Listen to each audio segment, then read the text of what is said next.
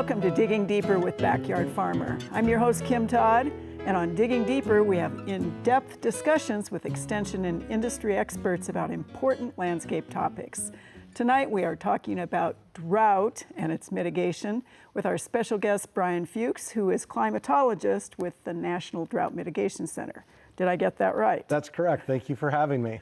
Well, and Brian, as it always happens with these sorts of things, we're talking drought after we've had sort of some massive rain events come through the state.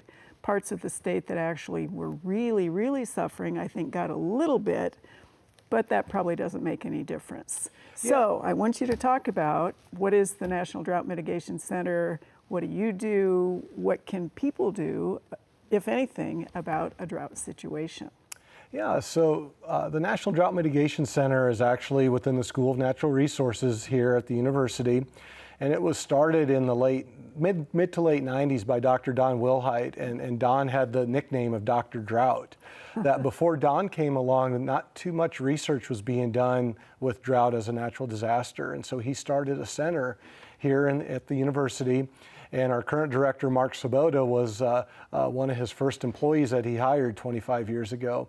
And what we really do is strive to teach people how they can better adapt to drought episodes, how they can identify that they're in a drought, so we call that drought monitoring, identify problems associated with drought, which we call drought impacts.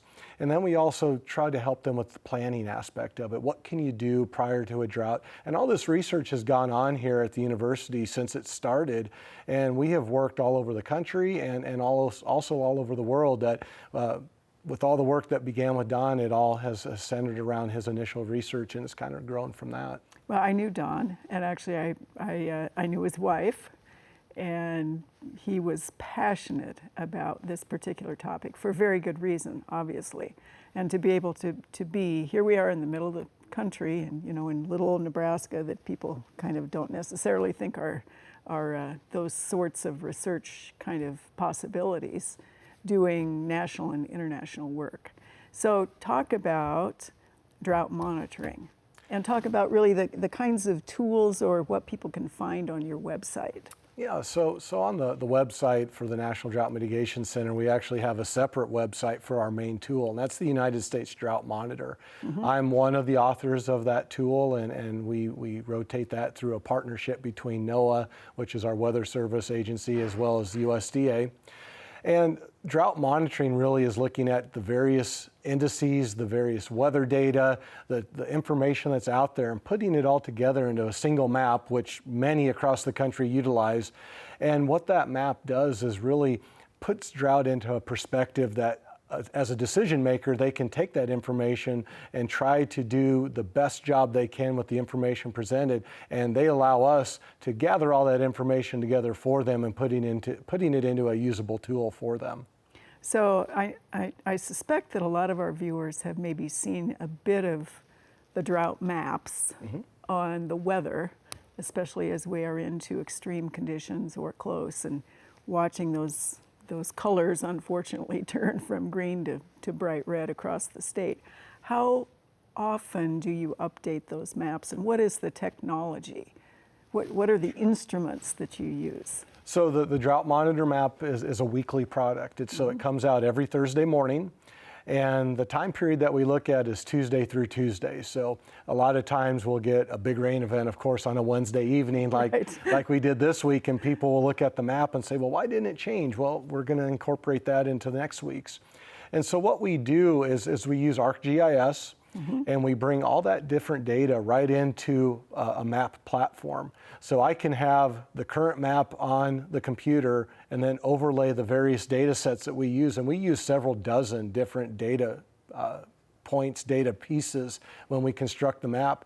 And then as the author, I manually will move those lines to where we see drought worsening or improving or changing the intensification. The data itself really drives that map. And the more data that we've had available to us over the last decade or so, we can really start drawing some of those contours with a little more precise accuracy because of the different tools that we have available to us. So let's define for our viewers drought.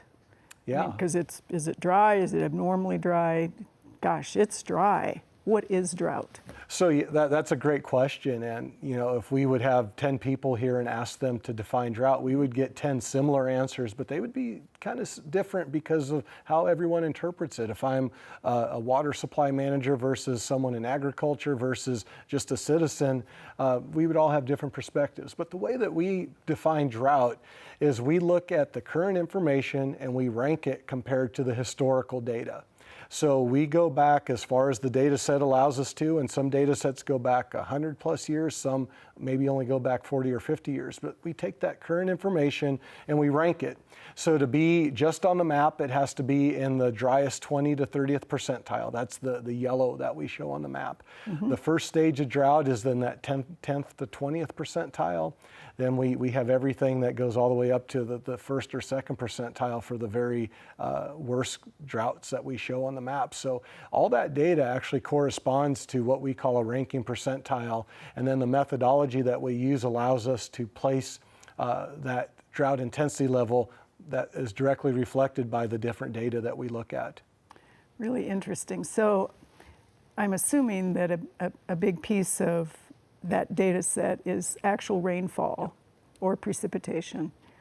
Is it intensity and duration? How does the wind play into it? How does the temperature?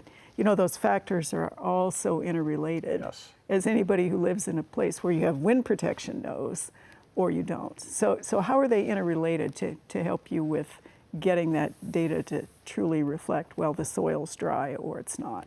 Yeah, it is complex, and a lot of times what we do look at is what that water balance equation looks like. Back in the beginning of drought research, another Nebraskan, Wayne Palmer, developed the very first drought index, the Palmer Drought Index. And what that did was it tried to incorporate everything you just said: wind, precipitation, soil moisture, seasonality, and bring that all into a single value to monitor drought. And we still do that today. We still use the Palmer, and we've developed other drought indices that try to do that as well, because we do know windy, hot conditions are going to impact a landscape and water demand differently than if you're in a humid, calm, maybe cloudy situation. And so we do take into account all those different data. Some of them are into derived indices that look at drought that way. Some of them we look at individually. We do look at those rainfall amounts, and we have folks on the ground measuring them. We use radar estimates, we use satellite estimates. We're trying to get as precise as we can, but all those different weather variables play into how we identify and measure drought. So, audience, we want to make sure that you are giving us good feedback on digging deeper with Nebraska, with Backyard Farmer in Nebraska. We want to make sure that you are telling us what you'd like to hear, yay or nay on such interesting conversations as this. Do you want more of this? Do you want segments on this? Do give us your feedback, because that is actually how we program this particular show. All right, Brian, so we kind of understand what drought is. We kind of understand a little bit about the map and the factors that go into it, the monitoring. What do we do about it? What can people do about it? And the information that you provide through your particular center, how is that used by farmers, by cities, by individuals? Yeah, that's a great question. That when I first started with the Drought Mitigation Center, the comment was, well, I already know it's dry. Why are you telling me something I already know? And as we've learned over time, especially in agriculture, it is a global type of occupation. And so when you see that maybe the Southeast is in significant drought, which is a soybean producing area of the country, maybe a producer is going to lean their bets towards, maybe I'm going to put in more soybeans here in Nebraska because it looks like we have favorable conditions for that season this year. The other thing that we see are for livestock producers. When they're in drought, hay or feed is of essence. And it seems like when you are in a regional type of drought, no one has any extra. there's no place to get it. But you can find, oh, down in Texas, they've been in a good situation. We can get some hay shipped up to us. And we start using it as a marketing or a way to identify what we should be doing as far as planting or managing those agricultural concerns. From a municipal point of view, having water availability, information available to you, and the drought map is a great way of identifying, okay, we're seeing it's really dry in the Rockies, and we know that most of that water that we anticipate down the Platte River isn't going to happen. So we can start looking at conservation efforts, and that's always a key. I tell that to everyone, that in a drought or not in a drought, water conservation is something that we all need to participate in. Water's finite. We need to utilize every drop of water to the best that we can, because we don't know if the current drought is going to be 1 year, 2 year, 5 years, or it could be over next week. We don't know that. And so you always kind of plan for the worst and hope for the best. And a lot of the planning information that we have put together through the years through the National Drought Mitigation Center really focuses on some of these ideas that you're not really looking at what you're doing in the moment, but really what can you do prior to the next drought? When you're not in a crisis situation, you tend to make better decisions. You tend to have more time to think through these opportunities of how you can better deal with the situation that may happen. And so that's really what we strive to teach folks, is dealing with drought before it happens is going to be in your best interest. That's really a great thought and a perfect way to actually approach it. So how far in advance, this is maybe kind of an odd question, how far in advance can you predict? Yeah, you know, the joke about a meteorologist, right? They can't get today's weather right. How are we looking at something that's months down the road? Right. And for precipitation, it is hard. Right. Precipitation is very difficult to predict with accuracy past 1 month, really. Mm-hmm. Temperature, we can do a lot better with. So what do? We utilize the various computer models. There's a lot of different modeling techniques that are out there that look at different things of the atmosphere, the land, how they interact.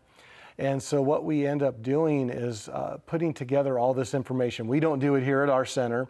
There's a climate prediction center that they do this, and they actually do a monthly drought outlook and a seasonal drought outlook that the seasonal goes out 3 months. So the current one that came out last week takes us to the end of September, and it kind of tells how is the drought map going to change in that 3-month period.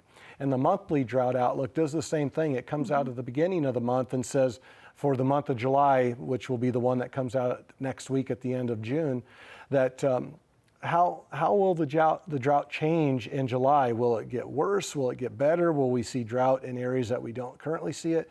And so all these computer models help come together to bring in all that different information to just really show how will that national drought map change over the next 1 month or the next 3-month period. So how will it change for Nebraska? Yeah, for Nebraska, you know, we've kind of been teetering on the edge. We have had some areas that have had some pretty good drought, especially up in the northeast part of the state, right, as well as the Panhandle. And it looks like, you know, through the end of September, we're going to kind of keep hanging on. It looks like more drought is going to develop in the western part of the state and even in the northern. We're showing some of that, but it doesn't say exactly what will the intensity be. Will we just see some drought or more intense drought? That's what we don't know. But we're really going to have to go through the rest of the summer in a similar situation of paying attention. Right. So we have a 2021 drought map on the screen, and so it's looking pretty red up there way north toward South Dakota. Yeah, up in southeast South Dakota and northeast Nebraska to north central Nebraska, that area has been dry since the fall, and we've really watched it through the winter. And as the map's showing, we see the red and some of that darker orange, and that's severe and extreme drought. And those are droughts that we typically only see once every 10 to 20 years or less. And what we're seeing is, some of those places did benefit from some recent rains, so we may see this be short-lived, which would be good. Right. But we've also had some severe weather with some of these areas, and I've seen pictures of hailed out fields. And so do you stay dry or do you get the thunderstorms that bring you the moisture but maybe severe weather? For the rest of the state, we're seeing more of that abnormally dry too. We've recognized that it seems like we've had some months that have been quite wet and some months quite dry. Normal would do well for us. We are running a little bit behind. It depends on where you're at in the state, but we are seeing some areas just really drying out. And the warm temperatures of the last few weeks didn't really help that either. Yeah, people, plants, or animals or anything else didn't really care for that. Yeah, triple digits doesn't bode well for any No. of those wildlife or ecosystems. It does not. So in terms of duration of drought, in your time here, or even before, what is the longest extended period of abnormal or severe drought that has impacted the state? In Nebraska, there's been two episodes that really stand out. The 2012 drought was the one that most people are going to remember because it was the most recent, and that carried on all the way into 2014. It developed in the summer of 2012, went through 2013, and it was really into 2014 before we saw the state really get back to normal. The other episode was early in the 2000s. Really, a lot of the western part of the state to the central part of the state had a multi-year drought event too. And those are the things that we have to plan for. That's what makes this my job very interesting. Is we can have those very wet years like 2019, where the state was dealing with significant flooding all over, and here we are in 2021 where we're talking drought over a large portion of the state. And so, again, the natural climate of Nebraska is we do have these changes. We have very wet periods, we have very dry periods, and I guess we have to learn to deal with that change. But right now, when we do see drought in Nebraska, it typically does stick around for a while. Right, we're not talking about a week's worth of not having to water, we're talking a month. When it establishes itself, it's here for a while. Right. So is the impact of a winter droughty set of conditions worse in your estimation, or is it summer drought? Or does it make any difference? If it's dry, and that's just the way it is. Part of it is when it's dry, and it doesn't make a difference, but there are key periods that we look at, especially in a state like Nebraska where agriculture is so important.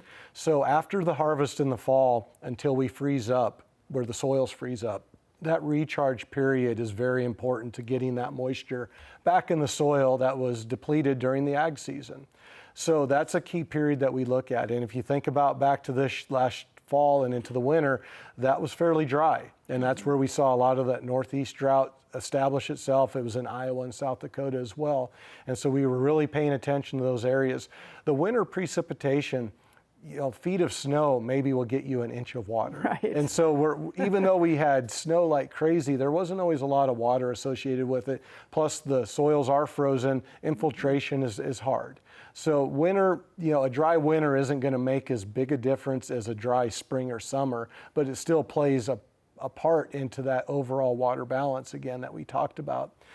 And so as we get into spring and summer, those are the crucial months. Not only is agriculture in full production mode, especially once we get into June and July, those plants are needing about an inch of water every week, and that has to either come from precipitation, from the soils, or through irrigation. And if you're a dry land producer, you only get two of those.